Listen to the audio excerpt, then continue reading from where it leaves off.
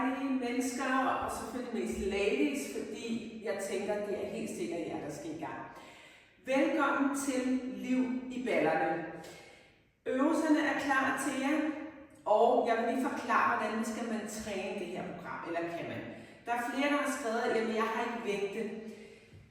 Altså min anbefaling er, at man får købt nogle vægte, og hvor tunge skal de her vægte være? Det er jo meget individuelt, fordi det kommer helt an på, om man starter fra squats, og hvor mobil man er, og får ens lænd til at starte med. Men der skal altså være noget vægt på, så når man ligesom kommer ned, at man kan mærke, at det er tungt, når man laver de her ting. For ellers så får man ikke ordentligt fat i de her baller. Og er man kan sige, helt ny, og man siger, jeg bliver nødt til at vægte vægt, så skal man så 2 vandflasker, i hvert fald 1 liter og 1 liter til øvelserne.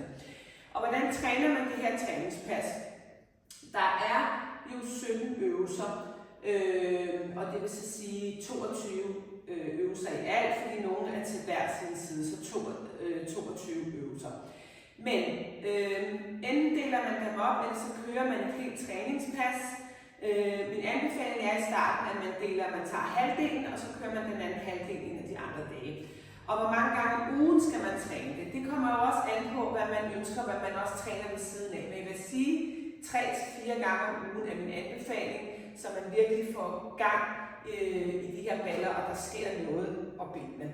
Så det er min anbefaling, og har man nogle spørgsmål, jamen så skriver man til mig på mail, hvor man får tilsendt programmet, eller så kan man også skrive til mig på Facebook og Instagram.